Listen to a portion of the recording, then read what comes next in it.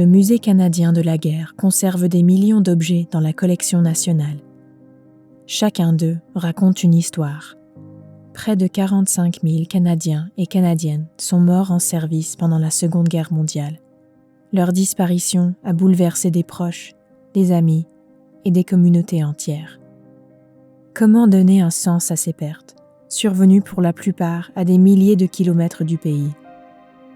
Parfois, les proches ont trouvé un certain réconfort d'une façon inattendue, comme ce fut le cas pour la famille Campbell, qui a retrouvé ce petit porte-monnaie. À l'âge de 19 ans, les frères jumeaux Robert Roy Campbell et Alexander Grant Campbell, Roy et Grant, se sont tous deux enrôlés dans l'Aviation royale du Canada, le premier en décembre 1941 et le second en janvier 1942. Roy et Grant Campbell ont été envoyés outre-mer, où ils ont servi comme navigateurs aériens, traçant des itinéraires pour esquiver les défenses ennemies au sol et rapporter les avions en sécurité. Survoler un territoire ennemi était toujours une activité dangereuse. Le 11 avril 1944, l'avion de Grant a été abattu en plein vol près de Cambrai, en France. 5 semaines plus tard, sa famille recevait une autre mauvaise nouvelle. L'avion de Roy avait été porté disparu. Elle apprit plus tard que l'appareil avait été abattu au-dessus de Renningue, en Belgique. La famille a continué d'espérer que les frères avaient survécu et qu'ils étaient en captivité. Mais après des mois sans nouvelles, elle a dû accepter la vérité. Les jumeaux avaient péri dans les écrasements. À l'époque, le Canada ne rapatriait pas les corps de ses citoyens morts à la guerre. On les enterrait plutôt dans des cimetières, près de l'endroit où ils avaient été tués. Si cet endroit était inconnu, on inscrivait leurs noms sur les monuments aux disparus. Une fois la guerre terminée, des Canadiens et des Canadiennes ont fait des pèlerinages vers les lieux de sépulture de guerre à l'étranger pour voir où leurs proches avaient été enterrés.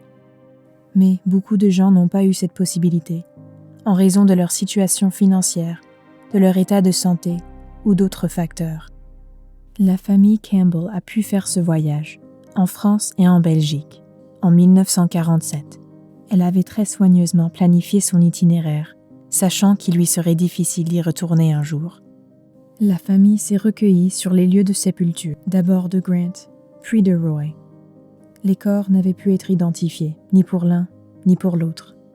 Ils avaient donc été inhumés avec les dépouilles d'autres membres de leur équipage respectif qui, eux non plus, n'avaient pu être identifiés.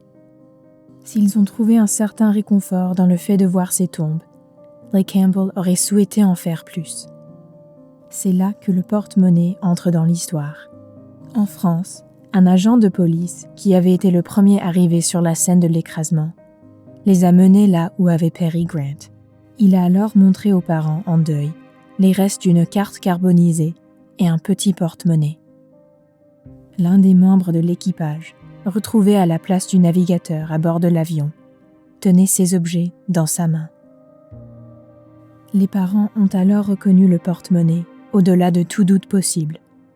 C'était celui qu'ils avaient offert à Grant pour Noël, l'année avant son enrôlement.